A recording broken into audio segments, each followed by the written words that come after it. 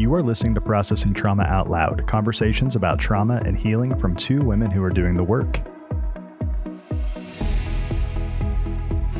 In today's episode, Kandace and Sher continue discussing the importance of having self-compassion in order to heal from developmental trauma. Listen in as they talk about what self-compassion is and how it develops.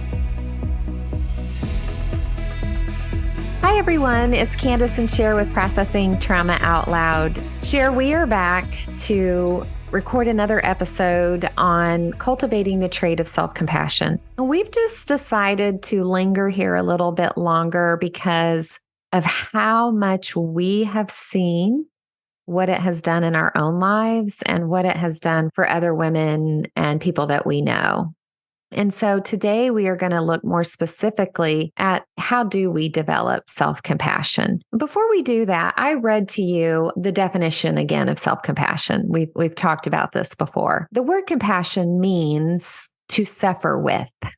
Okay, so when we enter into compassion with someone else, it's like our bodies, our presence, our brains, our minds, we're really entering into that person's suffering and really the empathy part where we feel it. And we may even shed tears, or we just, I heard someone say, and I've said this before, like, oh, I feel like something punched me in the gut. Like there's compassion there because you're suffering with that person, right? But what we talked about before we pressed record today was self-compassion is the ability to experience within yourself kindness towards the ways that you have experienced hurt and harm.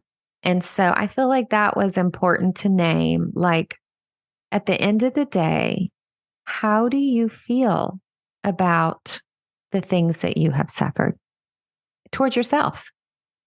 And it's hard. I hear all the time when I ask people about their suffering, most people will immediately say, oh, others have had it worse than me. We have a real difficult time saying, I have suffered deeply. Mm-hmm. And recently in a group that you and I are a part of, somebody named my young life as being hard. And I've been really pondering that. And it's been hard for me to actually own that, even though I've become familiar with my stories where there is a great deal of harm. And still, it's hard for me to name or to say straight out, I really suffered in my childhood. There was deep suffering there. And until I can come to that place, and I'm growing toward it, where I can own that and name that, self-compassion will be elusive. Mm-hmm. I'm so glad that you brought that story up because I was there. And I want to say this is actually what we're talking about today, of how we develop self-compassion. So in this particular story, not that I'm going to share details, but you as a little girl in your family, you were observing that somebody else had a very hard life. And so when this other person moved towards you and said, Sher, you had a hard life. I remember we were all like, we felt the love. We felt the compassion. We felt, we saw you kind of go, I did. And it's deeply sad. That was compassion. Yeah. Yeah. Can I ask you, like, you said you've been thinking about that. So tell me a little bit more of like what that's done for you since, I don't know, was that a week or so ago? Yeah, a couple of weeks ago. And it really impacted me because I have had the tendency to look at the other people the other characters in my narrative as having it harder than me, that life was harder for them, that somehow I was the one who needed to make everything okay for them. Right. Because their life was hard. And so when this was turned, this person said, I'm going to flip the script a little bit and I'm going to ask, what if you were the one who had a very hard life? And it really impacted me. And I have been pondering it. And I think it felt like and I did notice, as you said, the eyes of the others in the room who were turning their faces toward me with compassion in that moment, which helped me not just dismiss the statement, but helped me enter into this moment where a lot of love was it for me in that moment. That was love that she named, that my life was hard and that I could linger there for a little bit and begin to then move toward, is this really true? Mm-hmm. And so I believe that as I have really brought a lot of care to my little girl over that statement and all that surrounds that statement over the last couple of weeks, like I feel like I've made even more new strides into self-compassion because I'm now able to say, yeah, I experienced deep suffering in my young life. Yeah, and this example that's real and that happened, right? It really is countercultural in this sense. Not always, but I want to say kind of mostly in the culture. To say that, okay, I'm going to share a story and you share your story, there tends to be, and I know why now, and I understand. So there's actually no judgment towards those that are in this space. I understand. There tends to be, wow, you're still talking about that. You haven't moved on from that. And actually that space for someone will send them into deeper shame or send them into deeper hiding. Because why can't why are you still talking about this in your 60s, Sher? Yeah. No one wants to be a victim. No one wants to hear somebody acting like a victim. But the thing that I want to say is that, and this is very much part of why self-compassion is so important, which is what we're talking about today. If you experienced deep harm, not even only deep harm, if you experienced abuse of any kind, physical, emotional, verbal, sexual, spiritual, if you experienced neglect, if you did not have anyone who was protecting you, if you didn't have places where you could go where you felt really, really safe, right? This and so much more. If you did not have that, you were a victim. You were in a situation of being voiceless and powerless and helpless and without resources to move into a space of safety. Mm-hmm.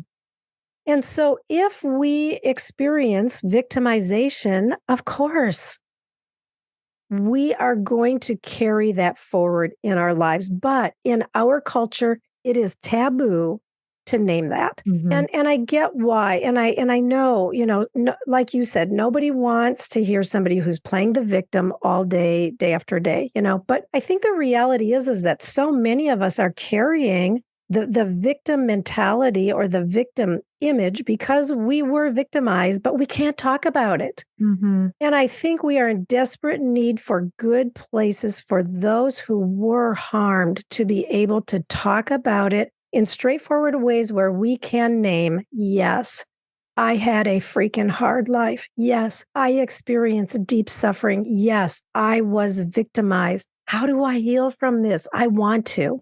Yes. And until we do that and are met with someone moving towards us in compassion that we don't even have for ourselves in a lot of those stories, we will stay stuck. The way to get unstuck is to actually tell the story and to have a different experience as an adult than you did when you were a child. We feel passionate about this because, well, one, we're older women and we meet women that are older that feel so much shame and confusion of why they keep bumping into the same struggle over and over again. Yet we hear the stories that they haven't had these safe places and community and people to just tell the story, the particularities, the details. But when we do, because we are in the presence of someone else who has been able to do the same, the self-compassion piece is the very road that we begin to walk down that heals us. And we're going to talk more about that in our next episode, where we're really going to talk about, okay, so we need love. We need people who can contain. How do we get that? But before we go there, we do want to talk a little bit about if we don't have self-compassion, if we haven't experienced that, what are some of the hallmarks that are showing up in our life that we can say, whoa, these things keep showing, like you just said, doing the same behaviors over and over and over and hoping for a different outcome. And yet we can't seem to get unstuck. What are some of the things that we experience in life that can be healed as we grow in self-compassion? I think I want us to really talk about this, like, why is cultivating self-compassion so important? Why is it necessary?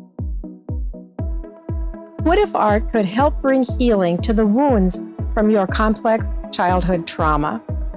And what if healing could release and free your artistic expression? Click the link below to learn more about my new course called Art and Healing Beginning Watercolors. Well, the first thing that's coming up for me is attachment wounds. So a child will not come to the conclusion that them feeling unsafe or scared or these big emotions that they have isn't their fault. When there is attachment wounds in various ways, we're talking specifically in developmental trauma, childhood trauma.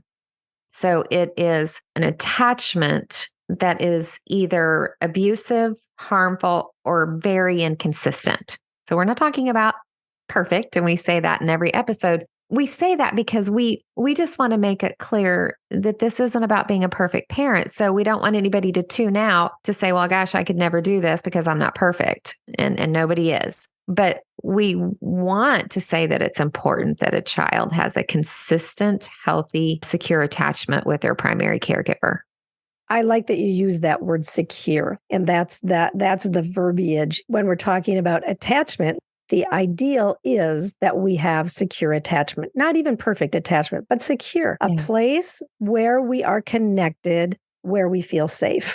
And so when we don't get that, we go into those attachment wounds of being avoidant or being anxious or being disorganized. And we've talked about that in other episodes. But when we experience love from our primary caregivers, we develop security, and out of that security then grows that sense of self-compassion. We love ourselves because we know the context of love. When we don't have that, we struggle because there is insecurity, and we are always looking for a place of safety, and we often are looking in places where safety will not be found. You know, when we look at developmental years, you know, that little child is really just trying to figure out something that doesn't feel figure outable. And there's a lot of ways that child begins to develop, finding some sense of security and safety. Even, you know, I just think of your story that outside provided some containment for you. Like, okay, in this space, I have a sense that I'm going to be okay. But as a child grows older, the question begins to form within, what's wrong with me? Or trying to figure out, if I can just figure out how to do this differently, maybe I can get the love that I'm craving. There's actually no self-compassion involved in that. A child is not going to show up and say, I need love and self-compassion. You're really naming what it is to experience deep shame. When we have that sense that something is wrong with me, which is what shame is, we carry that into every aspect of our lives, into the way that, even as a child, into the way that we're able to focus when we go to school, the way that we interact with kids on the playground, the way that we are able to respond or not respond to the authority of our teachers. It just begins this process of how all of our life is affected by, when there is an absence of a secure attachment, the child will feel shame and believe that something is wrong with them. And it begins to color every single aspect of life. And then we begin to heap upon ourselves judgment and condemnation and all of the things that then, as we go into our teen years or into our adult years, that make our relationships places of war more than places of love. Because of people talking more about this and trauma and brain development and research, there are children today that are getting more care and being seen more in real time than you and I did in school. But the complexity as adults is that we have to go back, in our adult bodies and embody, receive, experience the repair that we needed then. And so I am so thankful that there are more children being seen in their places of harm and pain and neglect. I believe it's going to matter. I really do. I think there's still going to be lots of struggle, especially maybe if they're being seen outside the home consistently and getting care, but inside their home, they're suffering abuse. But it's still going to matter that someone understands this and really is moving towards them with this understanding of what that child really needs. And so here we are as adult women doing that same thing for our inner children, for ourselves and for one another. And we want to talk about that more in our next episode. And I'm so looking forward to it. I think we've been building for this moment where we can really name some things about what it is to be able to open ourselves to receiving. And that has been hard. That is hard. That's some of the hard work. But Kandace, good things that we're talking about here today of the really huge impact of developmental trauma and when, as children, we did not get what we needed and how that impacts our lives. I'm looking forward to continuing this conversation and bringing much more. If this episode felt a little heavy, I think stay tuned for next week because I can't wait to talk about where we're going with this for next week. Yeah, it'll be worth it. Yeah, so much. So good to be with you, Kandace. You too. Love you, friend. Love you too. Thank you for listening to Processing Trauma Out Loud. Make sure to check out the show notes for links to suggested resources and social media. Like, subscribe, and follow to keep up with our weekly content. And if you don't mind, take a moment to rate and review us. Your feedback is extremely valuable and contributes to the success of this podcast. One last thing. If you have found this podcast helpful in any way, or if you have questions on how to take the next steps on your healing journey, please reach out to us via email at KandaceSher@gmail.com. That's KandaceSher@gmail.com. Our sound engineer is Jeremiah Jones of Auditory LLC. We welcome you to join us for more conversations soon. Take care.